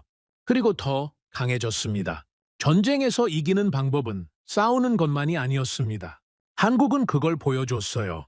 총이 아니라 기술로, 탱크가 아니라 산업으로, 미사일이 아니라 제품으로 세계를 이겼습니다. 저는 책상 서랍에서 불곰 사업 파일을 다시 꺼냈습니다. 30년 전 제가 서명한 서류를요. 그 서류 위에 적힌 제 이름을 한참 바라봤습니다. 알렉세이 모로조프, 군수총국 실무 책임자. 결론 위험 없음. 30년 전 저는 무기를 넘기면서 이렇게 생각했죠. 저 나라가 이걸 이해할 리 없다. 지금 그 나라는 우리가 이해할 수 없는 높이에 올라서 있었습니다. 저는 파일을 천천히 덮었습니다. 그리고 창밖을 바라봤죠. 모스크바의 밤이 깊어지고 있었습니다. 멀리 크렘린의 붉은 별이 어둠 속에서 빛나고 있었어요. 그 별을 보면서 저는 마지막으로 이렇게 생각했습니다. 나는 무기를 넘긴 사람이었습니다. 그때 우리는 그것이 끝이라고 생각했죠. 고철이 될 거라고, 아무 일도 일어나지 않을 거라고 믿었습니다. 하지만 우리는 틀렸습니다. 우리는 무기를 넘긴 것이 아니었습니다. 미래를 넘긴 것이었죠. 그리고 한국은 그 미래를 현실로 만들었습니다. 우리가 상상하지 못했던 방식으로, 우리가 도달하지 못한 곳까지. 총으로 싸운 나라는 지쳤습니다. 기술로 싸운 나라는 세계를 장악했죠. 그리고 그 나라의 이름은 대한민국이었습니다. 오늘의 사연은 여기까지입니다. 구독과 좋아요는 영상 제작에 아주 큰 힘이 됩니다. 지금까지 감동테라스 저는 소희였습니다. 오늘도 우리 구독자님들의 가정에 따뜻한 행복이 가득하시길 진심으로 바라겠습니다. 긴 영상 끝까지 시청해주셔서 정말 감사합니다. 내일 더 좋은 이야기로 찾아뵙겠습니다. 감사합니다.